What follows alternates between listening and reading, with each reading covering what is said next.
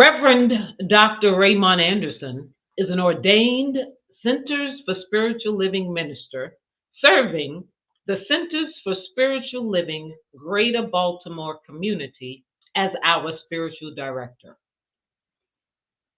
As a lifelong learner with a passion for self development, personal transformation, transmutation, and transfiguration, he has frequently been referred to as a Renaissance man and visionary New Thought leader who makes complex metaphysical concepts readily understandable and applicable. His mission is to live, move, and be an active member of society who serves to educate, elucidate, and emancipate people and communities to awaken and empower themselves. ACTIVE is an acronym that stands for authentic, compassionate, transparent, inspired, vibrant, and empowered. And he continues to live his bliss as a teacher, minister, author, workshop and seminar facilitator, visual artist, ASL interpreter, and ASL performing artist, mentor, father, grandfather, and more. I give you Reverend Dr. Ray.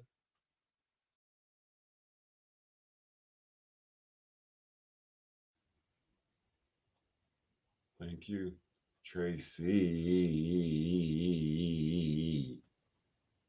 Appreciate that. So, we're off to a nice spicy morning, I'd say. Nice and spicy. Which, after all, isn't that the kind of life you want? I mean, come on now. Who wants raisins in their potato salad? Right? Like you want that deep, soulful kind of life. So you need to have a well-stocked spice rack. Okay, I don't hear anybody. Okay, thank you. Yes, you need that well-stocked spice rack. You need to be aware of your emotions. You need to be readily available to your emotions. So today we're talking about this idea of there are so many types of emotions with varying levels and degrees of intensity. Our emotions are like the spice rack that we can spin to find the one that is the focus of the moment. And sometimes life may spin it. The circumstances of life may spin it.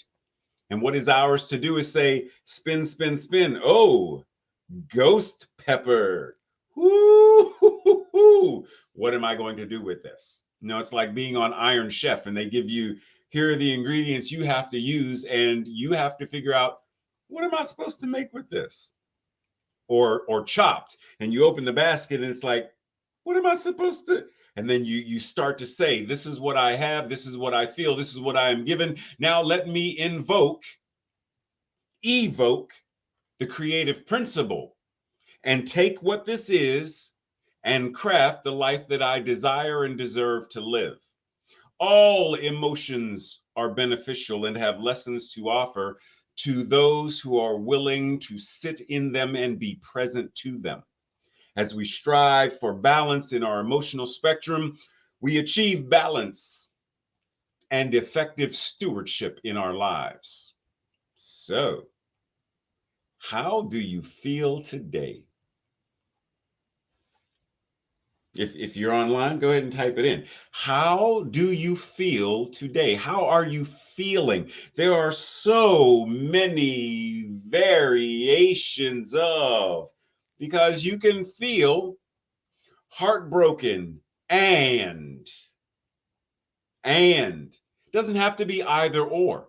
For those of you who followed my own personal journey of grief, when my mother made her transition in 2020, you know that there were many days where I felt great sadness and gratitude and joy.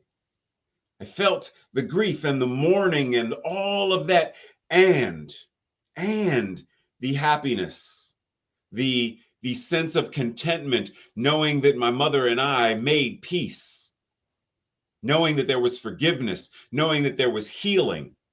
Both and, not either or. How do you feel today? Type it in the chat. Now, in terms of this, how do you feel today? How do you know what you feel? Where in your body do you feel it? What are the words you use to identify it? Because, see, we can say, I feel happy, but what does that mean? When you feel it, as Eugene said, the feeling is initiated or instigated or quote unquote triggered by a thought. What is the thought? What are the thoughts that inspire, that cause happiness or joy or gratitude? What is that? Where is it? Why do you feel what you feel? And do you want to feel what you feel?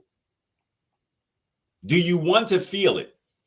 Because, see, there are things that we feel: grief, anger, sadness, isolation, loneliness. Now, a lot of those are intellectualized ramblings of and, extrapolations of a deeper feeling. And we take this and we will say, what I feel is fear. And we will turn it into, I feel great stress and anxiety related to the concept of abandonment and isolation. So we will use words, but when we boil it back down, it's I'm afraid. And we don't like to feel afraid. That part of our brain that says, saber-toothed tiger. Whoop. Oh, shoot, it sees me. Run. We don't like to feel it, but it's necessary. It's part of what gives us the ability to survive. And when we really move into it, not only are we surviving, but we are given the capacity to thrive in our lives.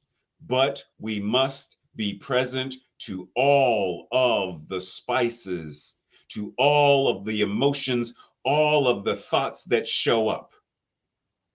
There are times that, Tracy and I will be having a conversation and, somebody somewhere will say, we're burning this book, or we're going to pass this law that says transgender children can't compete in a sport that doesn't identify with their gender of birth or whatever. And there are times when it's like, oh my goodness, what in the... And we will vent and say all kinds of things to get into that space of, this is what I'm feeling. I'm feeling anger. And I refuse to stuff it down. I refuse to submerge it. I refuse to deny it. So I must be present to it. I must give it voice, because once I can speak it, once I can recognize it, once I can feel it, and I mean really be present to it, then I can address, do I want to feel this? What is mine to do? Because if I simply sit in this, then I'm basically, this is so bland, or I don't like the way this tastes. And we keep on eating it and eating it and eating it, knowing it doesn't jive well with our palate. And in essence, it very easily could make us sick to the stomach. But when we are present to it, it's like, okay, I don't like the way this tastes. Let me do something. Let me add something. Let me mix something. Let me change up the energy and the vibration of it, because I need not be anchored and rooted in precedent of, just because this is plain bland, just because this is anger and hatred, just because this is fear-based, doesn't mean I must stay in it. Principle says, by my mental equivalent, I am afforded the ability to shift it and to change it. But I have to be present to it in order to do so. Ernest Holmes says, in the well-balanced person, emotion is controlled by the intellect. But in many people, there is conflict between the emotion and the intellect. Emotion uncontrolled produces chaos. Now, for the sake of conversation, chaos is not a bad thing. It really isn't. Because there are many forms of birthing that can come out of chaos. But for the sake of this, what this is referring to is the person who remains in a state of imbalance, ongoing, ongoing, ongoing, ongoing. The person who is in a state of fear, a consciousness of fear, paradigms of fear, and is paranoid about, and worried about, and anxious about everything and everyone all the time. That's chaos. And yet, the Scarlet Witch in Marvel uses chaos magic. So it is possible to form and create the life you desire out of the chaos, for it is out of the chaos that the Big Bang, chaos, boom, and then order and harmony. Follow what I'm saying? So finding that balance between head and heart, love and law, the intellect and feeling, because it's not a matter of either or. It's both and. We are both human and divine. We are balancing yin, and we say yin and yang, but actually it's just yin yang. It's the balance of love, law, head, heart, reason, intuition, both and. Both and. So you are able to be, able to feel, able to reconcile this idea of, I feel angry and grateful. What does that mean? I can be angry about whatever this happened in my family while also being grateful that I am in a place where I need not let that anger control me and push the buttons that it would have pushed 5 years ago or 5 weeks ago. But I feel the anger, but I'm grateful to know that this anger that I feel right now is going to be moved through far faster than it would have 2 years ago. Breathe. The Good Therapy blog says emotions by themselves are neither good nor bad. They are simply reactions. However, the way we act or don't act on our emotions can strongly affect our well-being. The manner in which we act or don't act on what we feel. Now, my remix on this is spices by themselves are neither good nor bad. They are simply seasonings. However, the way we add or don't add them into a dish can strongly affect the experienced flavor and quality of that meal. What we do with the spices, what we do with, as Jesse's second song, what we do when we feel the melancholy, what we do when we feel afraid, what we do when we feel angry, is what changes the quality of or the experience of our lives. The spice in and of itself is a spice, but the question is, but what's cooking? What is the experience that this meal, your life, is producing? Your life is the meal.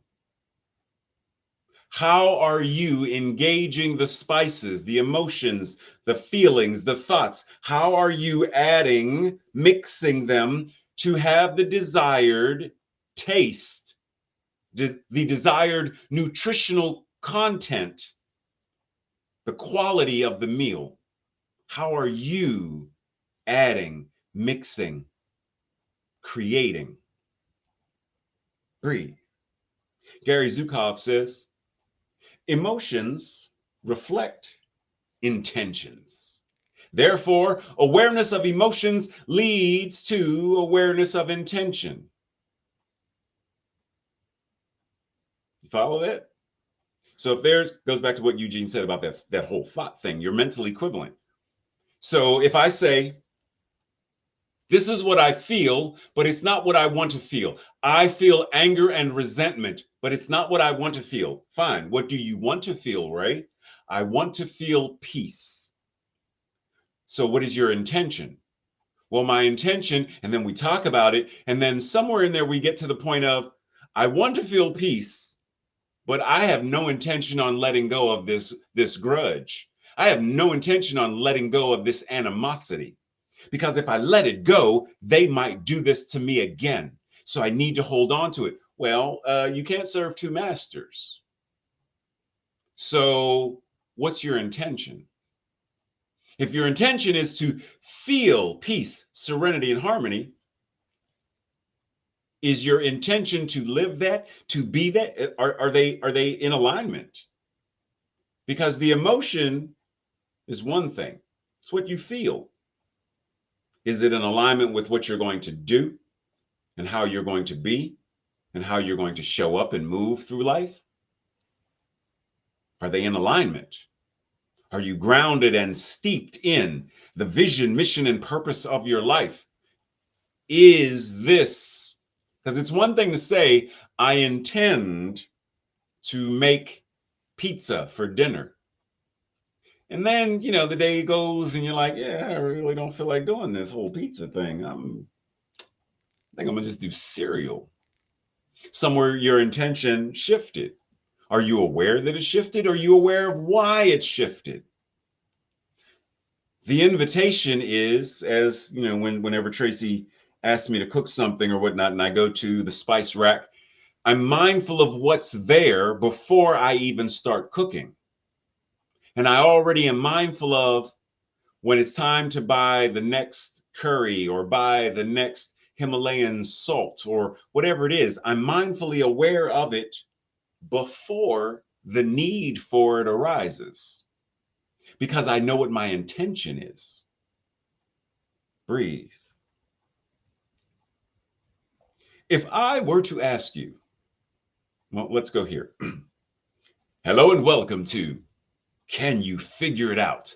The game show where we show you things at a microscopic level and ask you, can you figure it out? One of these things is salt. The other one, it is sugar. Do you know which one is which? I hear you mumbling, Tracy. I ain't thinking about you. Do you know which one is which? One is salt, one is sugar. Type in the chat box if you think sugar is on the right or salt is on the right. Type it in there. Which is which? Now, we ask ourselves, so what's my intention? Do I intend something that is to be salty? Do I intend something to be sweetly? Is that a word? Sweetly, sweetie, sweet, or whatever. You know what I'm saying? What is my intention? To make my coffee sweeter? Because if I don't know, if Tracy played a trick on me and she said, I got him, because he messed with me the other day. And she took all of the sugar out of the sugar container and put salt in there. And I, early in the morning, go do what I got to do. And I just go scoop without paying attention and put it in the coffee. Why is my coffee tasting salty? Now I'm salty because my coffee's salty. Haha, Tracy, I heard you laugh. Leave me alone, messing with me. How aware are we of? Because see, I know the difference. I know the texture of, because years ago, I did this practical joke and whatnot and was like, could I figure it out? And you can, if you're aware prior to, being conscious aware prior to, rather than just go about your business. If you're conscious and aware of what you're feeling, moment by moment, then you know when sweet is present, moment by moment. You know when salty is present, moment by moment, because you know the texture, you know the scent, you know by sight, whatever it is, you know before you even need to taste it. You know because you are aware of, you have this level of conscious engagement and awareness with the spices, the emotions, the thoughts, the feelings, all of it, moment by moment, in the same way that we have body awareness. We get Zumbat in this virtual world now, because many of us sit in front of the computers all day, every day. And we're not paying attention to our posture. We're not paying attention to what's going on. And then we move to get up and we're like, oh, ow, oh, because we weren't aware. We allowed our awareness to go elsewhere rather than being present. We do the same thing with our emotions. But the invitation is be present. Identify what the meal is you desire to experience, and then do what is necessary to pull from the spices to make the meal the most tasty and nutritious possible. Which means sometimes adding things that are outside of your comfort zone. Breathe on that one. Sometimes it means adding things, being willing to experience things that are not comfortable. Eric Butterworth says, nothing can satisfy you or fulfill unless you enjoy the freedom that comes from control of your inner world of mind and emotions. Nothing else can satisfy or fulfill unless you enjoy the freedom that comes from your ability to effectively steward your mind, your thoughts, your feelings, and your emotions. You got that? The freedom to effectively steward. From the Stanford Encyclopedia of Philosophy, they say, no aspect of our mental life is more important than the quality and meaning of our existence, than the emotions. They are what make life worth living and sometimes worth ending. The quality of our emotions. One of the things that greatly impacts the quality of our emotions, storytelling. What stories are we telling ourselves and about others? Because for real, the story we tell about others isn't really a story we're telling about others. It's a story we're telling ourselves about ourselves in relationship to this idea of others. And there are all kinds of stories to be told. All kinds of stories, fictional stories, biographical stories, all kinds of stories. And they all reveal something to us about us. All stories are about us. So, in reference to our emotions,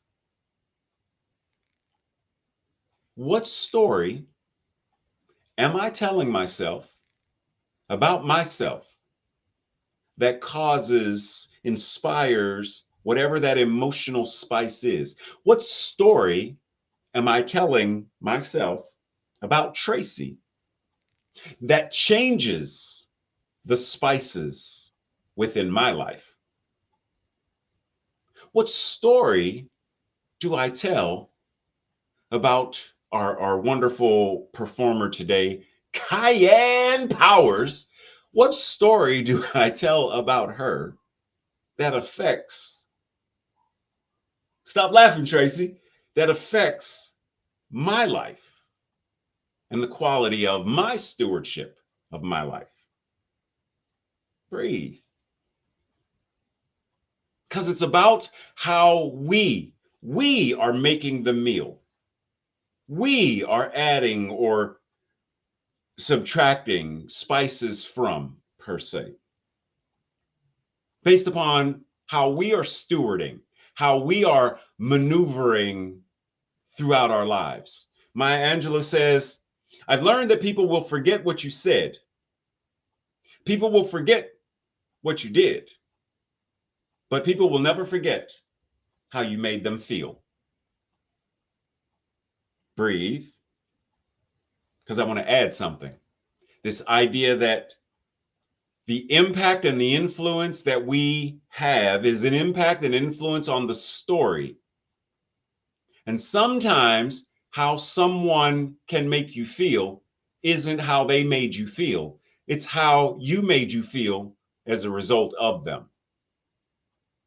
For example, suppose Cayenne says to me, you know what, Reverend Ray, you're an amazing guy. And, I love collaborating with you and working on this musical and the play and et cetera and stuff.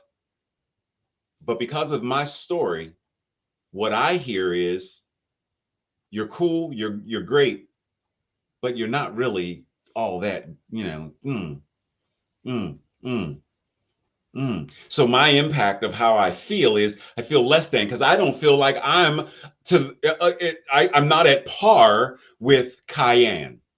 I'm not on the same level with DJ Eugene D. Holden. I'm not at that level. So I feel less than because it's the story I tell myself. So even though their impact and influence is one of, but Ray, you're a good guy, you're cool, you're funny, you're talented, you're whatever that is, because of my story, the story I tell myself, the impact and the influence, it shifts and it changes. And it isn't always what we think it is. So be mindful that just because you think the impact and influence you are having in someone's life is the impact and influence you think you're having, it may not be. Breathe.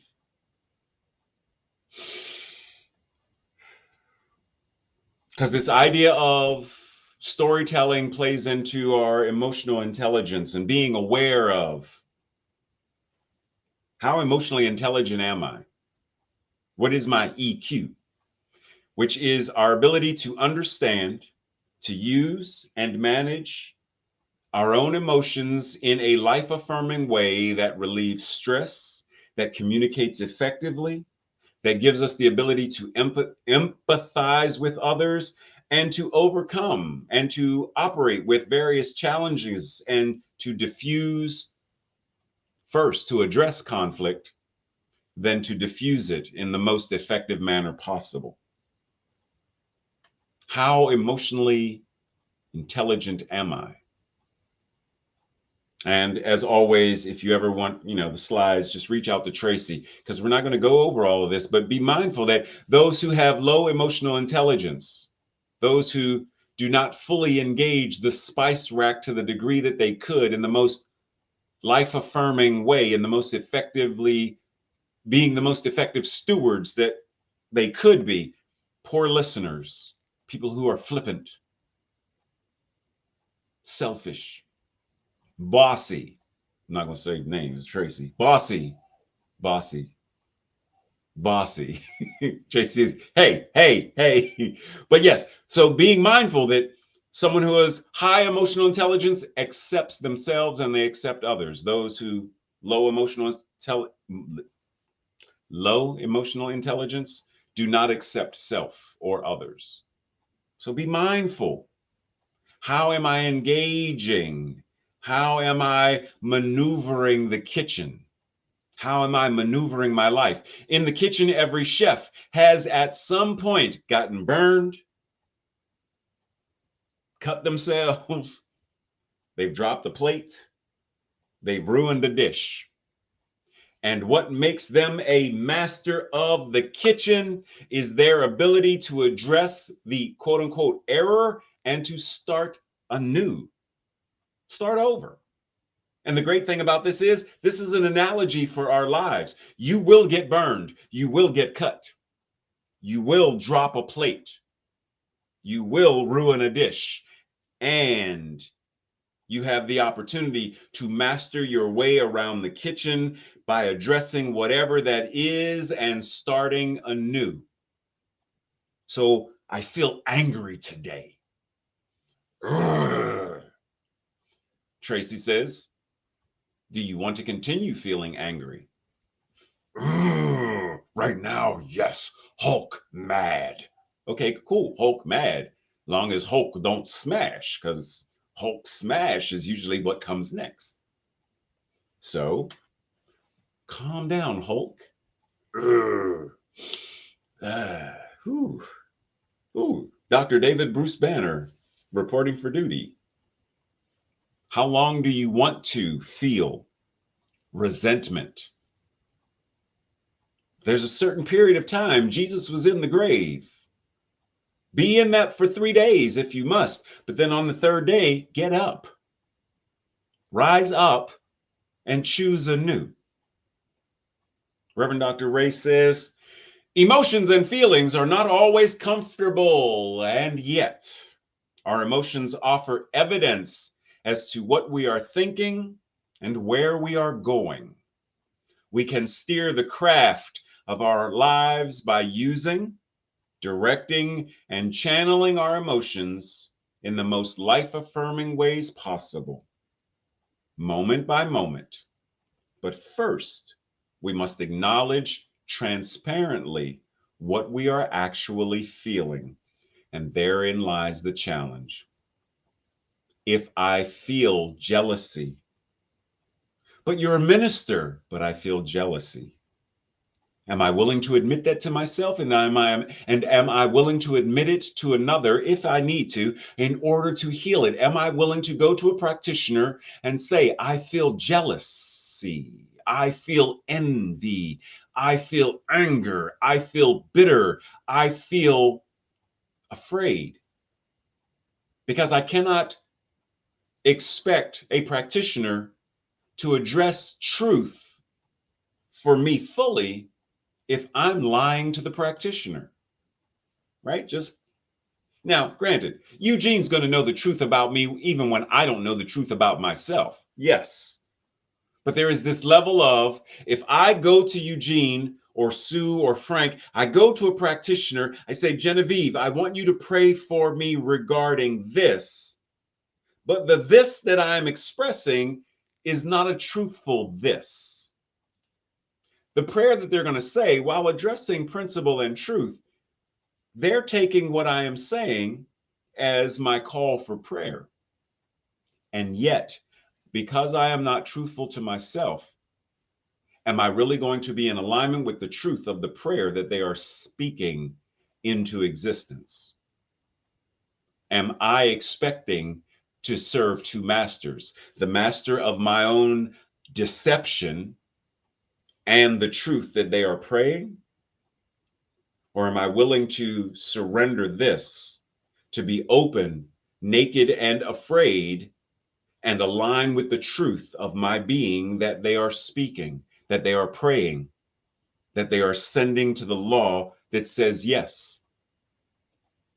If we are truly going to develop and create and demonstrate a world that works for all, then it starts with, am I willing to do the work here and here in order to make my life work? How conscious are you of your emotional state moment by moment? And which of these is a more accurate statement and why? I am more in control of what I feel each day. Or rarely am I in control of what I feel each day. Okay. What can you do to increase your emotional intelligence? And then have a conversation with two people about your feelings and your emotions and what causes or makes you feel anything. What causes you to feel sad? What makes you feel angry? Who makes you afraid, etc.? Happy, content, nervous? Is there something you want to feel more of that you currently don't? And what would enable you to feel it? Breathe. Breathe. This week's affirmation / declaration, I will say it first. And if you feel in alignment, then on our second go round, feel free to say it with me. I am blessed and grateful for all my emotions and feelings. Yeah, I hear you. I hear you. Pause before we say it on the second go round. because that all it's got some, but I don't grateful for, yes, grateful for all of it because it is indicating the feelings, the emotions are indicators of the spice, the taste, the temperature, the quality of. And if we are not grateful and feeling blessed by all of them, then we are having a more difficult time navigating. So, together, I am blessed and grateful for all my emotions and feelings. Breathe. Now let us anchor in ground, understanding and knowing that even though this thing called our Sunday service comes to an end, our way of being in service never ends. For that which is God, that which is love, that which is spirit itself is ever on the move. And so we simply surrender into the flow of love, of light, of joy. We love being alive. We are grateful, and we allow the law to say what it always says. Yes, yes, yes. Yes, you are awesome. Yes, you are healthy. Yes, you are well. Yes, you are loved. Yes, you are. Yes, and you will always be. Yes. And because of this sacred and divine yes, we already know that all of this is already answered prayer. It is already good. It is already God. It is already the goodness of life itself showing up in, through, and as each and every one of us right now. Breathe, knowing that this answered prayer is the truth of our lives. We touch and agree by saying, it is so, it is now, it is done. And so it is. Amen. Blessings and much love. See you in Zoom.